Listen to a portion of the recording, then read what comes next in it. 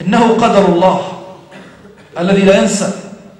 أرسل الله على قتلة الحسين بن علي كما ذكر كل العلماء المختار بن أبي عبيد الثقفي، وما أدراك ما المختار بن أبي عبيد الثقفي، لئن كان الحجاج بن يوسف كذاب بني ثقيف فإن المختار بن أبي عبيد مبير بني ثقيف كما قالت له أسماء بنت أبي بكر الصديق رضي الله عنها وعن أبيها.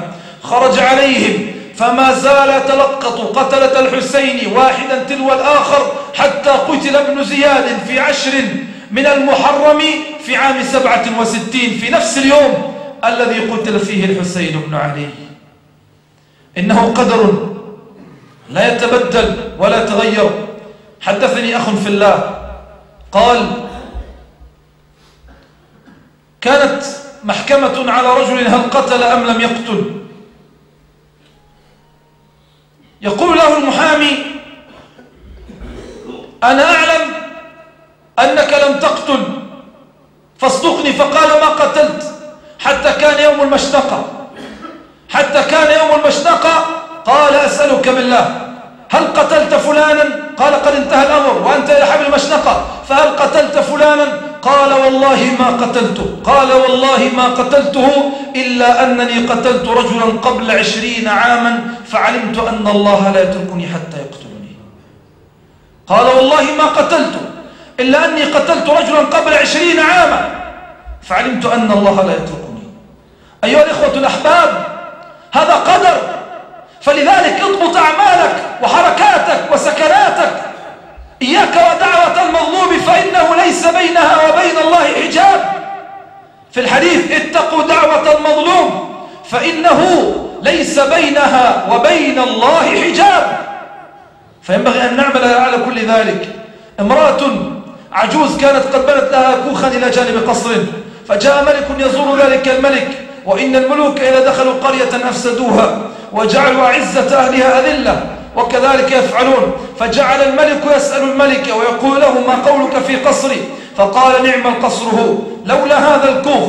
فأمر الملك بإزالة الكوخ، وكانت العجوز في بعض شأنها، فلما أن عادت نظرت يمينا وشمالا خلفا وقداما فلم ترى كوخها، فقالت أين الكوخ؟ فقيل أمر الملك بإزالة الكوخ، فلم تمد يديها إلى الملك ولم تسأل الملك ولم تتجاوب مع الملك، وإنما مدت يديها إلى ملك الملوك جل وعلا. ثم قالت سأدعو عليك ملك الملوك، فقال ادعي بما تشائين. سأدعو عليك ملك الملوك، فقال ادعي بما تشائين. فقالت أتهزأ بالدعاء وتزدريه؟ وما يدريك ما فعل الدعاء؟ سهام الليل لا تخطئ ولكن لها أجل وللأجل اقتراب، فقد قضى الإله بما تراه فما لملك بعده عندكم بقاء. ثم دعت المولى جل وعلا، ثم دعت ربها تبارك وتعالى، مدت يديها إلى السماء واستغاثت ونادت واستغاثت، ثم قالت إن لم أكن في البيت أنا فأين كنت أنت يا الله؟ إن لم أكن في البيت أنا فأين كنت أنت يا الله؟ فتصدع قصر الملك وانفلق فلقتين. أيها الإخوة، هذا قدر من عند الله عز وجل. فإلى كل الذين يتظالمون أبناء المسلمين وبنات المسلمين، إلى كل الذين يتظالمون بين المسلمين، إلى كل الذين قدموا عملا سيئا، أقول يا أخي في الله، خف من يوم في هذه الدنيا أن يأتي من الله عقاب. أيها الأخ الحبيب، تعالوا بنا نخاف من يوم تشخص به الأبصار وتضع فيه كل ذات حمل حملها، وترى الناس سكارى وما هم بسكارى ولكن عذاب الله شديد. إن أياما وكربات عظام تنتظرنا، يوما عوارض الأطفال تصبح فيه بيضا، يوم تزلزل فيه الأرض وتخرج من بطونها ما كانت قد أخفت.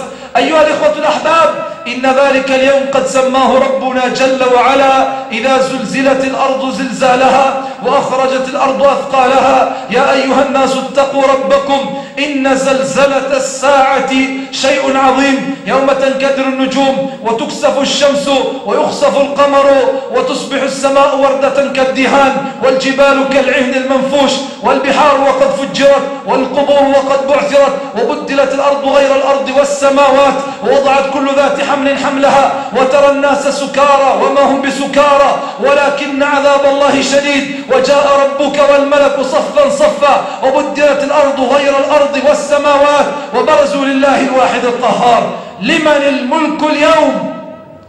لمن الملك اليوم وكل يوم لله الواحد القهار. أين الظلمة؟ أين الجبابرة؟ أين القاصرة؟ أين الأباطرة؟ أين الأكاسرة؟ سرابيلهم من قطران وتغشى وجوههم النار.